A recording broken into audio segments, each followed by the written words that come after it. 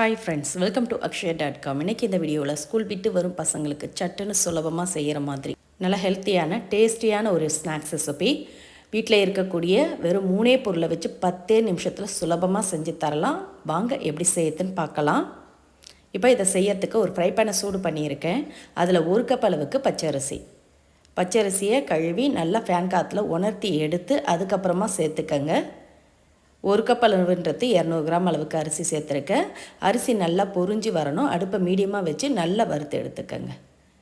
பச்சரிசியில் செய்கிறப்ப தான் நல்லா சுவை கூடுதலாக இருக்கும். நீங்கள் புழுங்கலரிசியில் செய்கிறத விட பச்சரிசி சேர்த்து செய்து பாருங்கள்.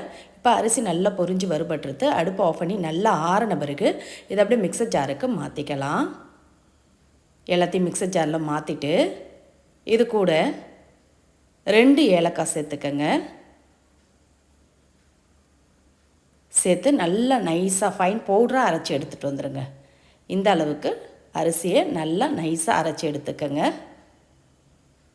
இப்போ இதோட ஒரு 10 பாதாம் சேர்த்துக்கங்க. கூடவே 1/4 கப் அளவுக்கு வறுத்த வேர்க்கடலை தோல் நீக்கிட்டு சேர்த்துக்கங்க.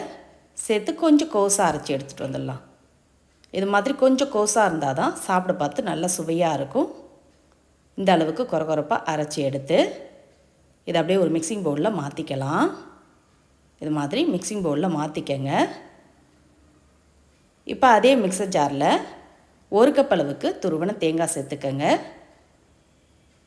கூடவே அதே கப்பில் 1 கப் அளவுக்கு பொடிச்ச வெல்லத்துக்கு பதிலாக நீங்கள் நாட்டு சர்க்கரை கூட சேர்த்துக்கலாம். எந்த கப்பில் அரிசி எடுக்கிறோமோ அதே கப்பில் தேங்காயும் வெல்லமும் சேர்த்துக்கங்க. ஒரு கப் அளவு சேர்த்து இது மாதிரி நல்லா ஒரு 2 பல்ஸ் மூடி விட்டிங்கன்னா போதும்.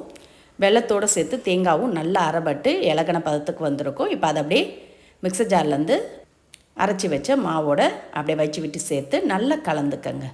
நல்லா எல்லா இடம் பரவுற மாதிரி கலந்து பிசைஞ்சிக்கங்க. தண்ணியோ பாலோ எதுவுமே சேர்க்கக்கூடாது. இந்த வெல்லத்தில் இருக்க ஈரமே கரெக்டாக இருக்கும்.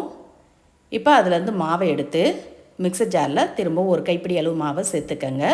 அதில் வெல்லம் தேங்காய் ஒட்டி இருக்குது. அதனால் மாவை எடுத்து இதில் சேர்த்து ஒரு 2-3 பல்ஸ் மோடு விட்டிங்கன்னா போதும். எல்லாமே இந்த மாவோடு கலந்து வந்துடும். இப்போ இதை திரும்பவும் மிக்சிங் பவுலில் மாற்றிக்கலாம்.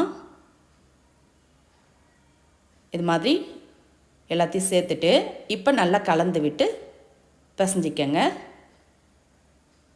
கட்டிகள் இல்லாமல் நல்லா எல்லா இடம் பரவுற மாதிரி கலந்து விட்டு பிசைஞ்சிட்டு இதுலேருந்து கொஞ்சமாக எடுத்து சின்ன சின்ன உருண்டைகளாக உருட்டிக்கங்க.